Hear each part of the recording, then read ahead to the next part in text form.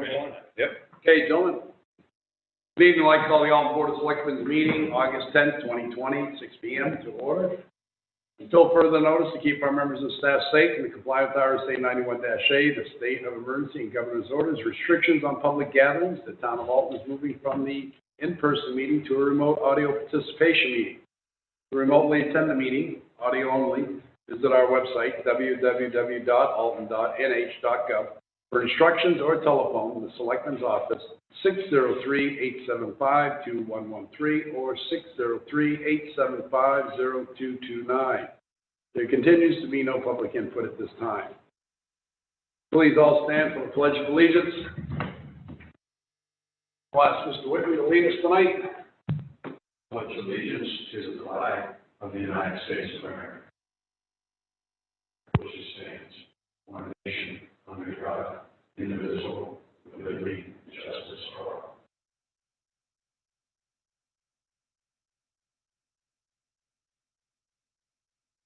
Thank you. Gentlemen, I need approval of the agenda. I have one amendment to new business, number 2, Selectmen's meetings. I give a motion to, second to approve my motion. Second. Discussion. All aboard, Mr. McDonald? Yes. Mr. Whitman? Yes. Mr. Rochelle? Yes. Mr. Holt? Yes. Mr. Wentworth? Yes. Vote is in the affirmative. Announcements. A band concert will be held on Friday, August 14th on the Water Bandstand. The Old Home Day Car Show event will be held on Sunday, August 16th from 11 a.m. to 3 p.m. in the downtown area. This time I have no... Can I just say one more thing? Yes, sir. The chicken barbecue will be the 5th.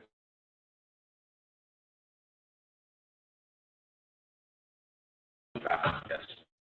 Commission of Public Comments, questions, concerns. I do not have anything in front of me tonight. Move on to our appointment with Jim Round, encroachment in New Hampshire Route 11. We have Mr. Round on the phone.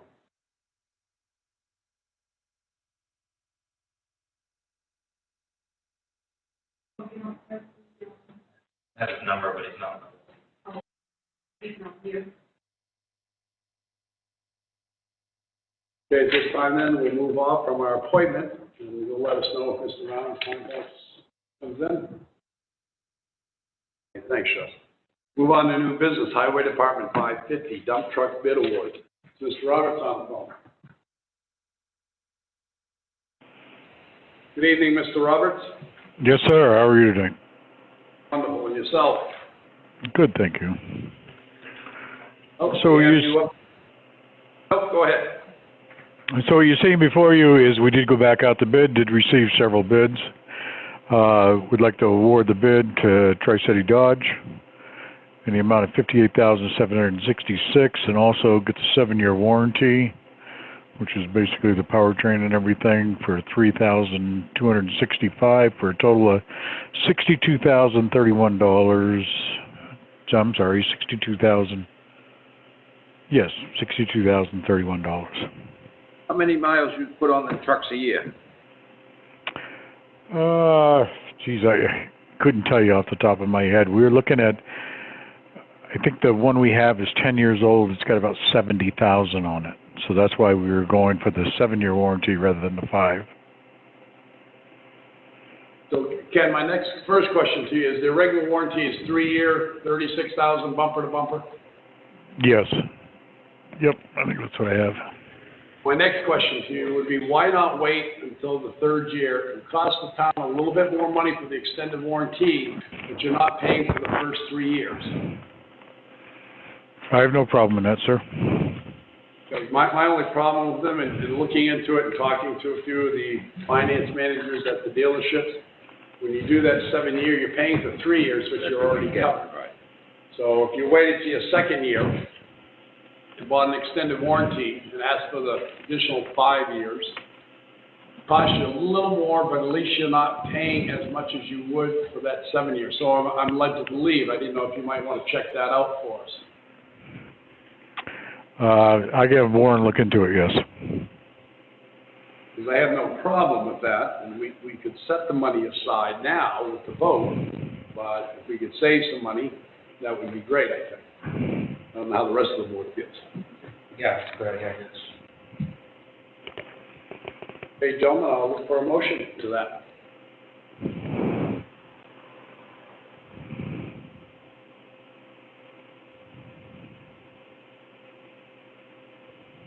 Make a motion to award the truck bid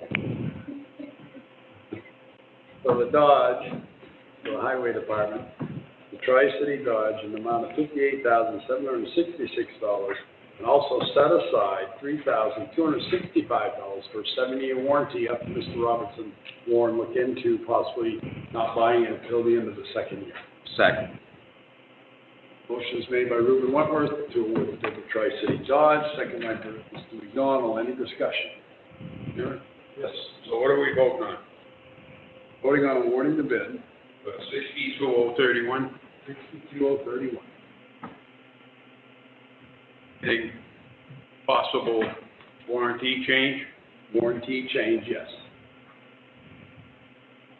Mr. Roberts would only expend the money that is needed for a warranty, I'm sure. But this way here, it sets the money aside to purchase the warranty at the end of the second year. At least that's the way my motion reads.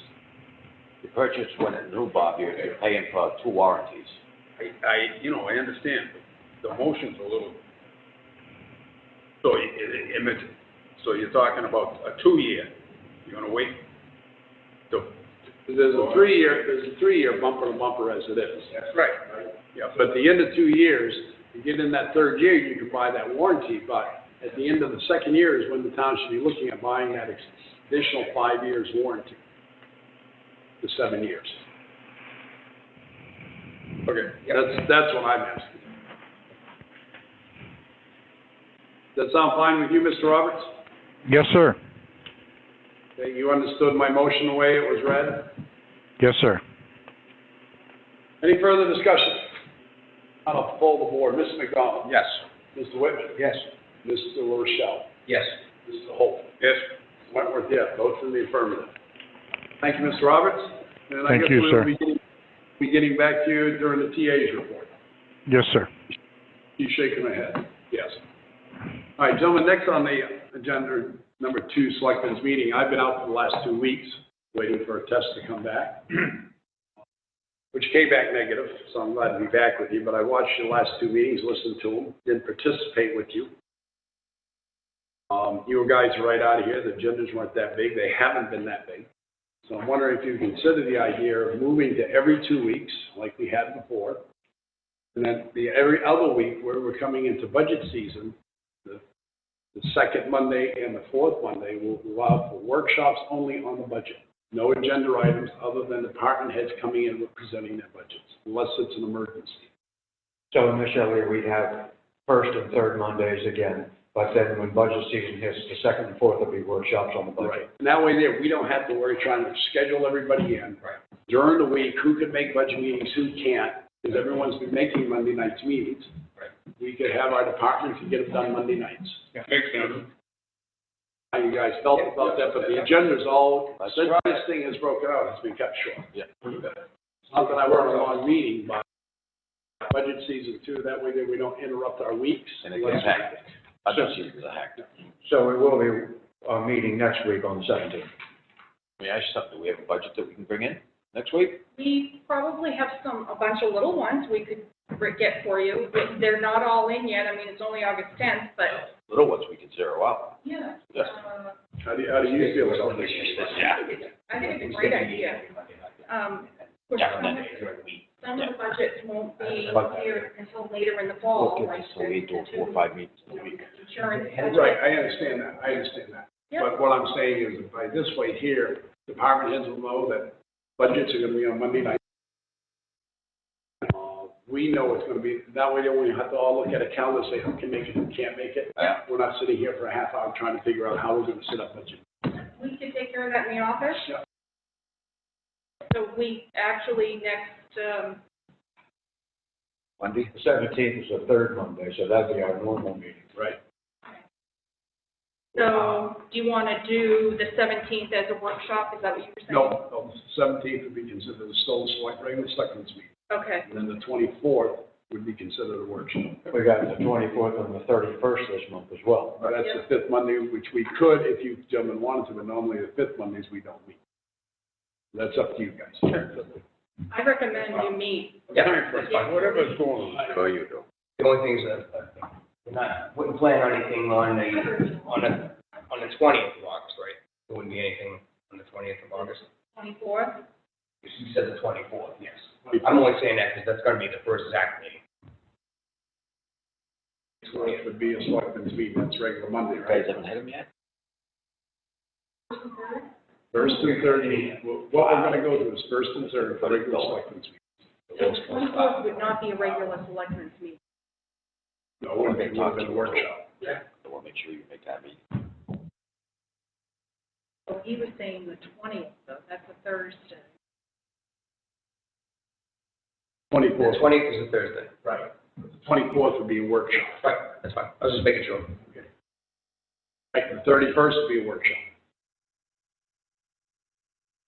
Okay, because Labor Day, that Monday is what, the 7th? Yep. We won't have a meeting that day. Right. So anything you have, you should be, what we have should be on a Tuesday. So the 24th and the 31st will be two workshops. You Okay. guys can get a lot Got a done. lot done. Yeah. Okay.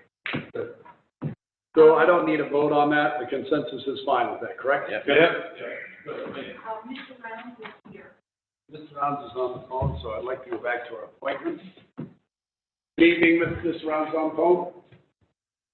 Good evening, Mr. Rounds. You request an appointment with the Board of Selectmen on encroachments, New Hampshire Route 11. Yes, thank you, Mr. Chairman and members of the board. I am Jim Round. I have a house at 159 Mount Major. I want to thank you all for allowing me to discuss this stuff to you or bring this to your attention. I informally represent about 27 homeowners on the Mount Major Spring Street area. I've been a homeowner there for about 17 years, and I am in the process of building a new house there. I'm sure many of you have driven by and wondered what all that construction was. You might be aware that we received a letter, those of us in that neighborhood, from the DOT this summer, informing us that they will be charging us for permission to utilize what they're claiming is their exclusive right-of-way, basically charging us to walk down a flight of steps to access property, deeded property, which I own at the waterfront. Amongst the 27 of us, every situation we found is kind of unique. Not everybody has a deed. Some people have houses actually on that right-of-way. Some people have just a dock, et cetera. Every situation is unique. But many of them have been paying to the town of Alton taxes for many, many years. And there seems to be a bit of confusion as to who owns portions of these properties. Some people have been paying taxes to the town for land at the waterfront, which the DOT claims is state property. This is a very uncomfortable position, and it's only been God's grace that we haven't had an accident down there, and then all the lawyers get involved and point fingers at who's going to pay a bill. That's just a very bad situation. Some of the homes across the tracks, or on the other side of Route 11, were constructed before Route 11 was even a consideration. My previous house, which has just recently been torn down, being one of them. I'm led to believe that my house was built around 1915. And I have a set of masonry stairs across the street, which probably were built around that time also. It's not very often that any of these houses have actual masonry stairs going down. But I don't have any evidence that the DOT was concerned, who cut through that right-of-way to go swimming back in, when was it, 1940, when that highway was built. But now, with the passage of time, and I guess the value of waterfront property has gone up, the DOT seems to be very interested in the value of this property and how they can get some profit off of it, I guess. The biggest thing that we're concerned about on this impact of the DOT situation is the value of our home. I have a house being built across the street, and it's no secret that the market value of this house is largely based on having free and clear title to the waterfront property across the street. And once the DOT enforces a lease option on this right-of-way, we can be paying, and they haven't told us yet, but they have told us they're going to create a lease. We could be paying a few dollars to thousands of dollars every year. We don't know. I find this very difficult to comprehend. It's almost like they haven't thought out what the situation is. All I know is that without a clear and free title to my waterfront, all of us for our waterfront, we are at a severe financial loss.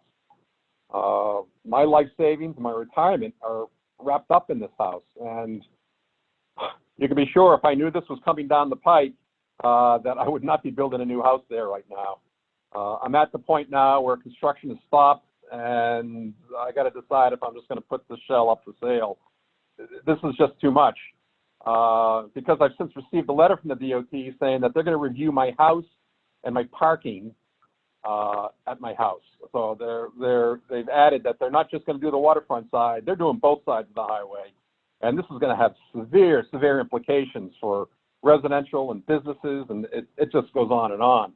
And I find it terrifying, and I think I just need to get out while I can. But I'm going to see where the DOT points next. Many of us have tried to contact the DOT, but have received really minimal response. We don't know who's driving this campaign, if you want to call it, or what reasoning is behind it. The terms of the lease, as I mentioned, have not been disclosed to us. We don't know if the DOT intends to reimburse us for the loss of value of our houses. I can take a guess on what their answer is going to be on that.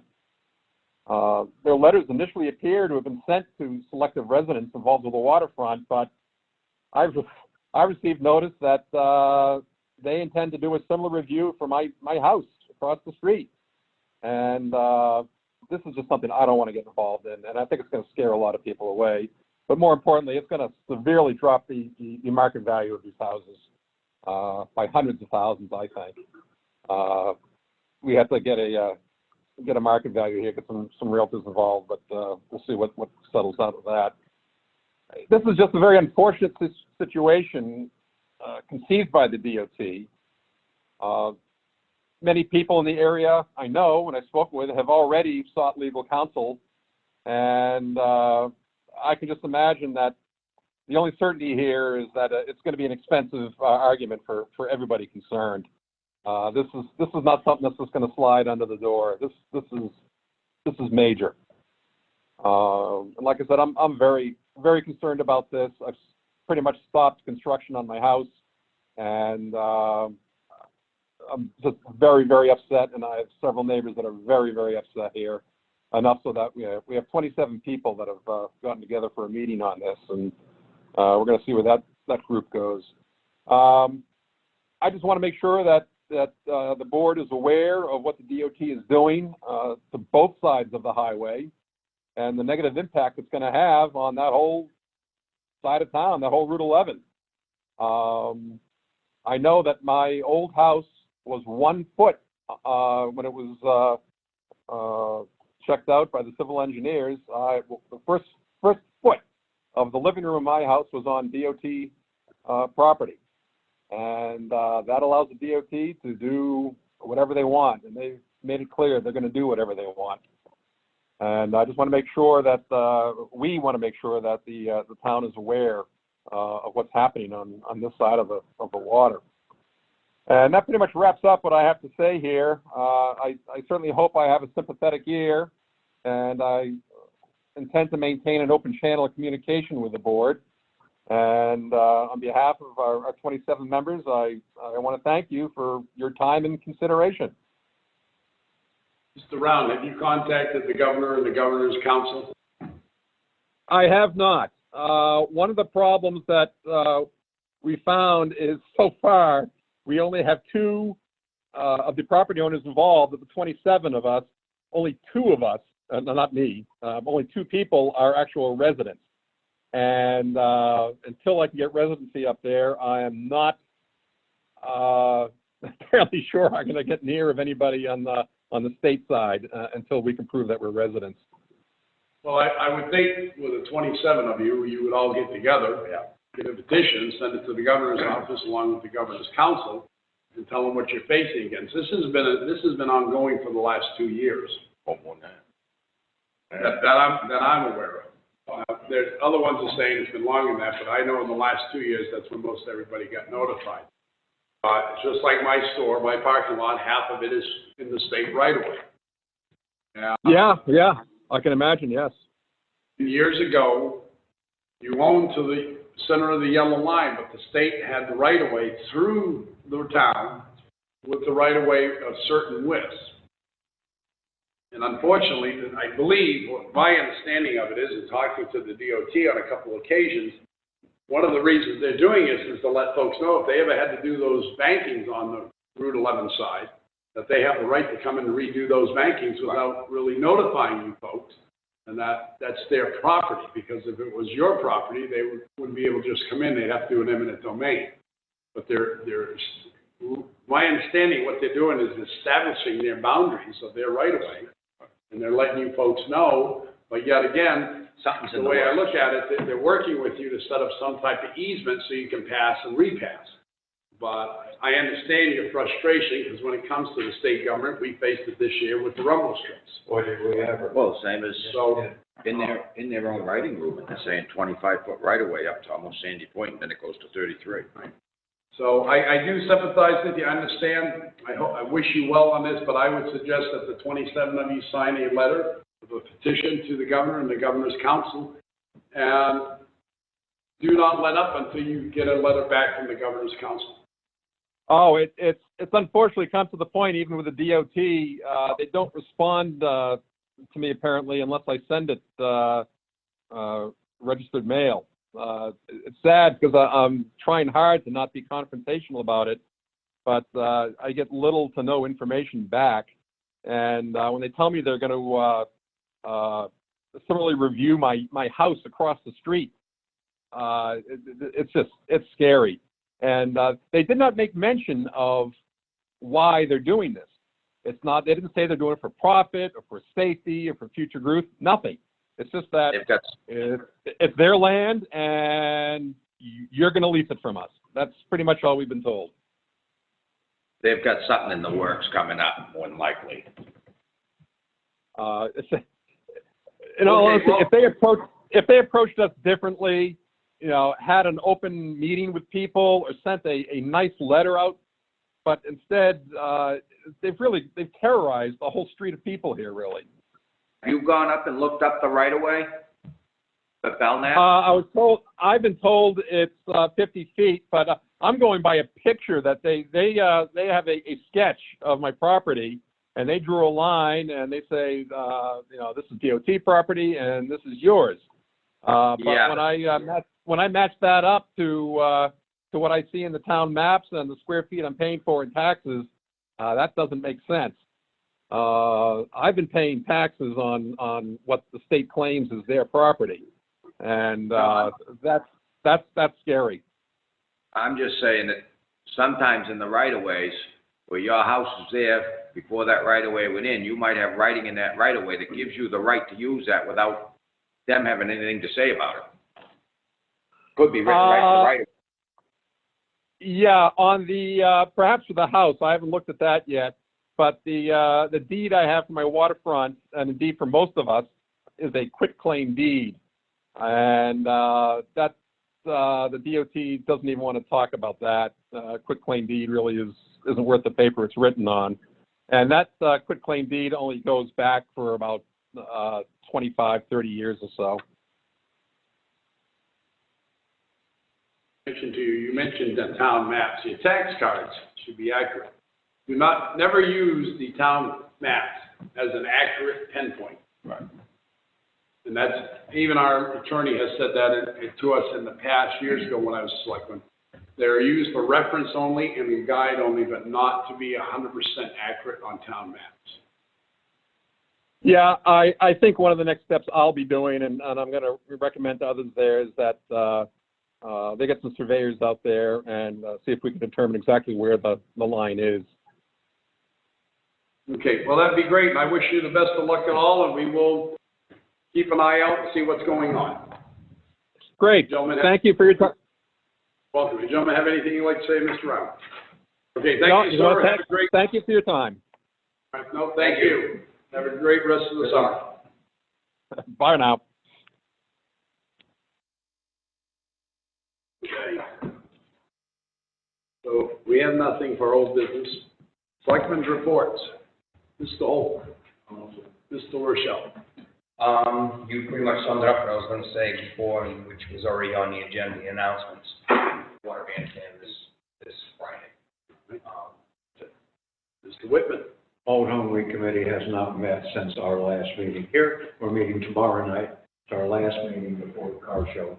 It could have been Old Home Weekend, but we were under the impression there wasn't going to be a chicken barbecue, so it's the Old Home Day car show. Mr. Wentworth, I have nothing either. So at that point there, I'll turn it over to the town administrator. Thank you, Mr. Chairman. Welcome.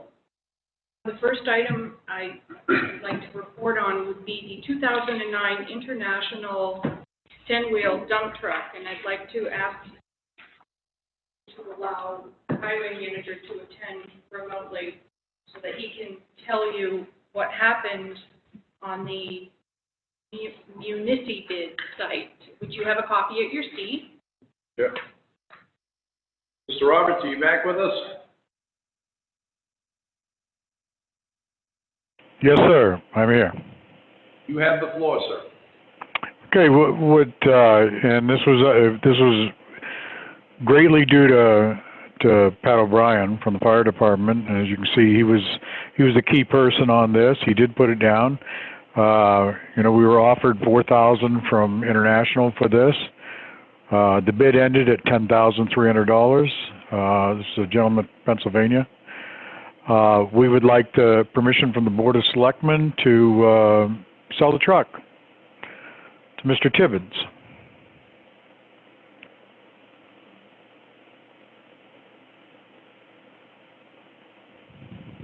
And he'll be picking it up and having it shipped, or we have nothing to do with that, correct? No, the way the sequence is going to go, there's going to be a certified check here. It will go up to the finance officer. It will be cashed, and once it's cashed, we will give Mr. Tibbins permission to figure out transport. He's actually from Pennsylvania, and they're going to figure out transport to pick up the vehicle and take it from here. That includes everything that was on the truck, the plow and headgear and everything, or just the truck and dump? Just the truck. We have the sander, which is going to go in the new 10-wheeler, and we still have an extra head plow and wing that's staying here as well. The gentleman got a motion to Mr. Roberts is asking for.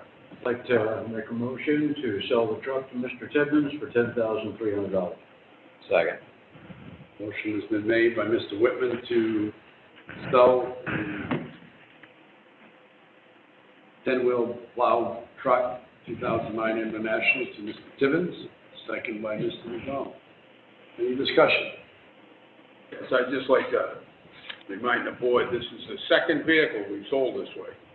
Done very well. I think we should almost make it a standard practice. Well, I know when the chief came in to see you last week, I had mentioned to him before the meeting that he ought to try this for his Humvee. I don't know what you gentlemen did last week. I left that meeting. So at this point, there's no further discussion. I'll poll the board. Mr. Holt? Yes. Mr. Rochelle? Yes. Mr. McDonald? Mr. Whitman? Yes. Mr. Wentworth? Yes. Vote the affirmative, Mr. Roberts. You can go ahead and notify Mike Tibbins. Thank you very much, sir. The second item I'd like to report on, if I could ask Ken to stay on the line, is a discussion he wanted to have with you in regards to in the bay, the west side wall repairs and the brick sidewalk repairs. Roberts, the floor is yours again. Okay, I've contacted several people. I contacted the fence company that we got numbers for the other side over at Harmony Park, and we've had a long discussion, and basically we broke it down to lineal footage. So I have a set of numbers. I don't know if you'd like to write them down as we go. It's kind of way up there. The fence is about $50,000. The ready block wall, which has to be 6 feet, and of course that's because 18 inches of it's embedded into the ground there, which will come back to the same height that it is today. That ready block wall is about 810 feet long. It's about $150,000.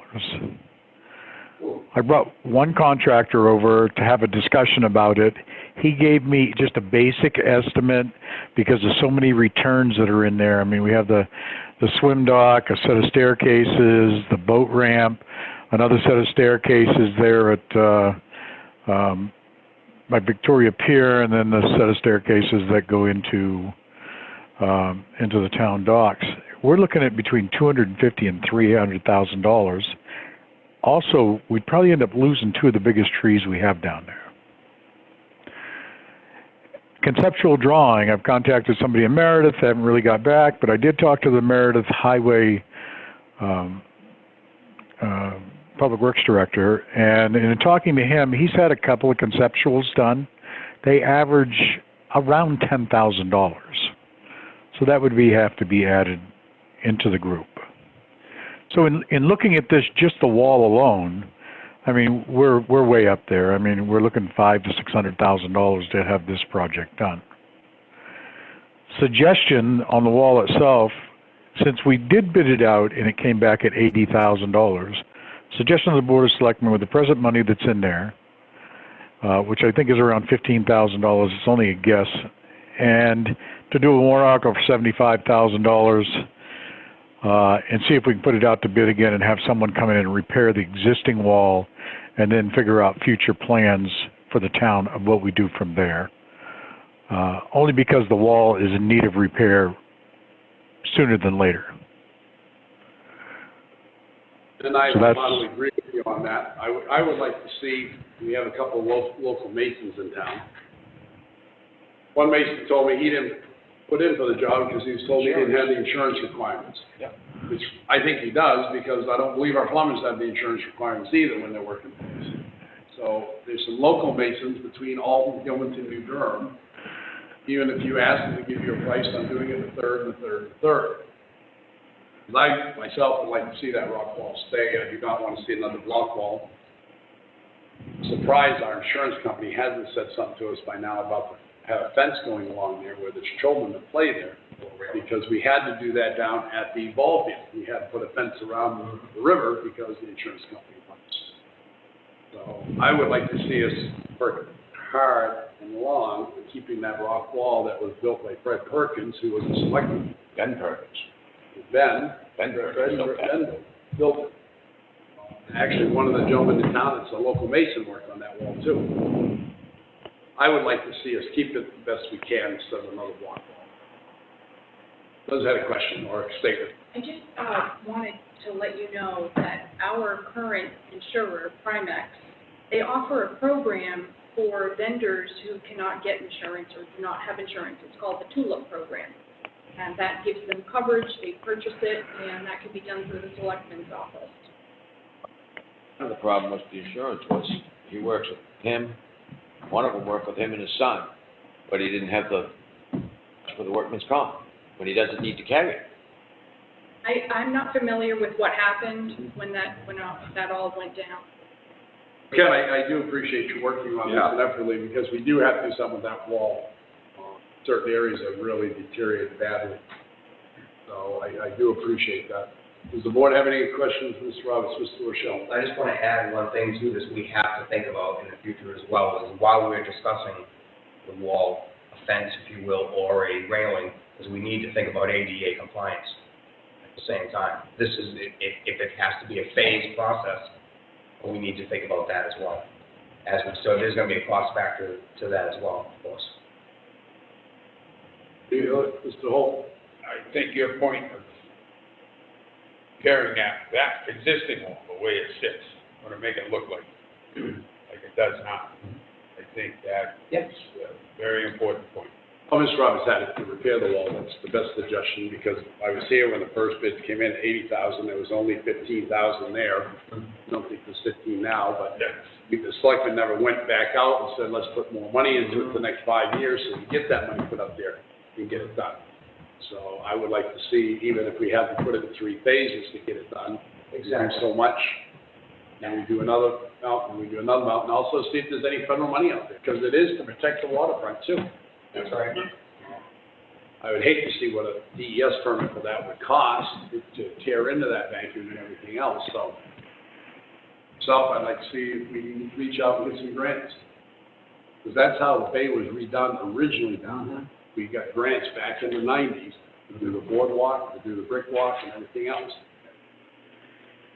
Mr. Robbins, I appreciate your time on that. I'll make notes of it and we'll bring it back up for a little bit further discussion. Anything you need from us? Nope, and we're just gonna talk about the sidewalk real quick, if I may. Yes, sir. Okay, we have 2 choices here. I was gonna address it when we got around budget time, or when we got into CIPs. I mean, we have 2 choices. We can make this thing concrete, reset all the granite, make it a concrete sidewalk just like we have everything else, or no one's ever bid on it. That's the tough thing. Or make it brick again. And if we do that, then we have to address within the budget system the 2 employees as we discussed earlier, and maybe giving them some direction through what I think may the future of Alton will be a public works director, and he'll be able to guide them in the proper process of doing it. Well, myself, I'd hate to see more concrete walkway, to be honest with you, especially after the townspeople worked so hard in the 90s to put that brick walkway in and leave it that way. I would like to see your department dig up the granite, put down the concrete needed so it doesn't slope over anymore. I know that would take away from your road reconstruction, but also possibly see if you have 2 guys that could relay the brick once the granite was put back in. I understand where you're coming from your point of view as a public works director and 2 more employees putting on. I wouldn't go along with that until I know there was a public works department. I do understand where you're coming from that. Just might not agree with the aspect of it at this time. Gentlemen, you have anything else you want to add to Mr. Roberts?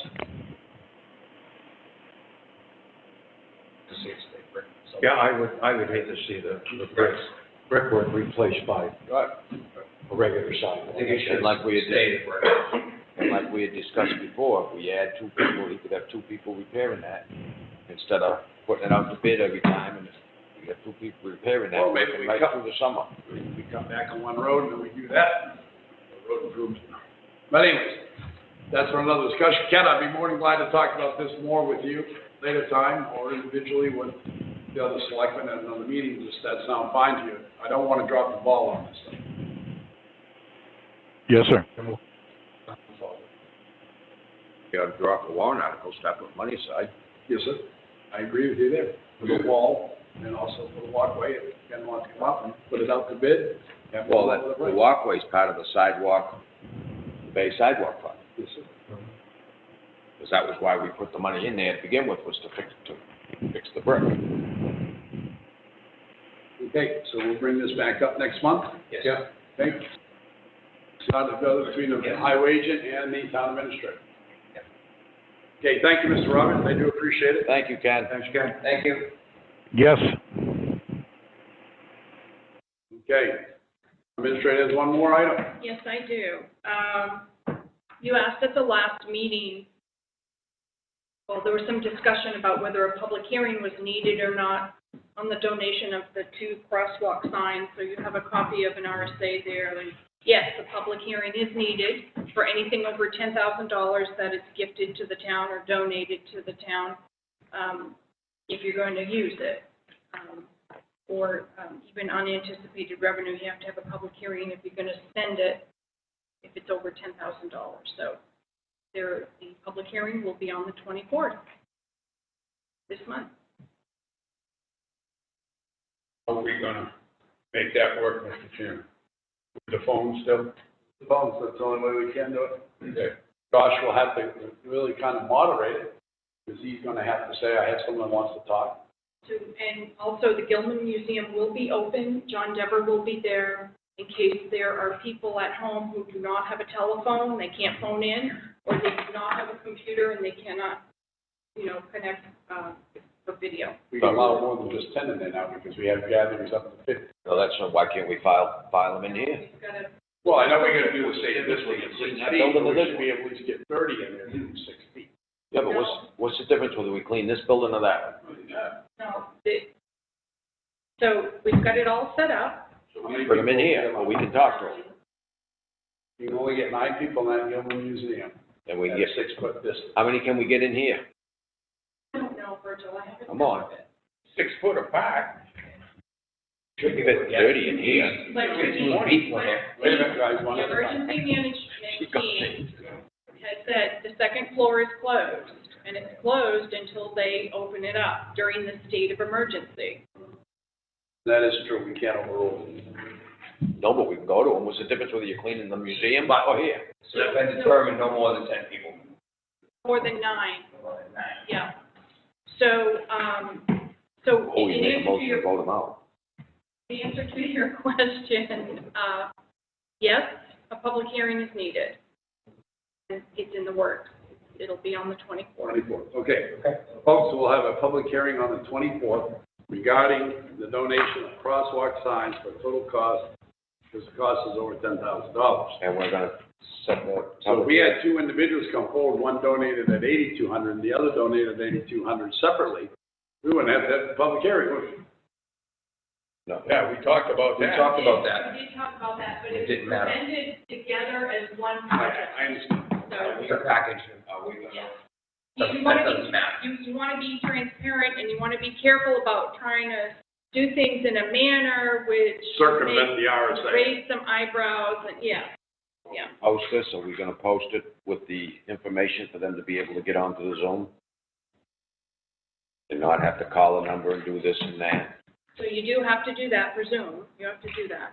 You're going to call on the phone and listen like a conference call, or you're going to log in on your computer. Yep. It's just what's going on tonight. Same thing. It's the same process. Yep. It ain't the same process, because they can't log on to a computer when we got no screen.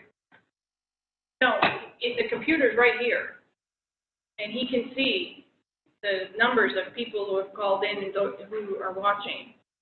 Some are watching and some are, We're just not seeing ourselves on the screen. right. Correct. Very good.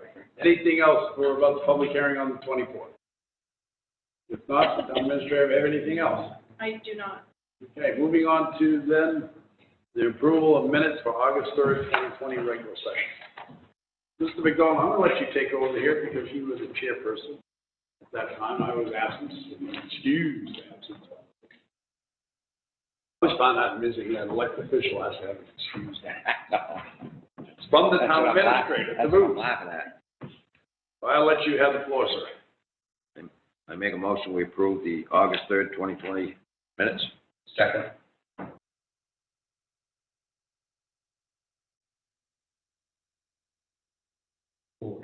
Approval of the August 3rd, 2020. Yes. Phil? Yes. Virgil, yes. Mr. Wentworth, abstain. August 3rd, 2020, non-public. Make that motion to approve those minutes, Vice Chairman.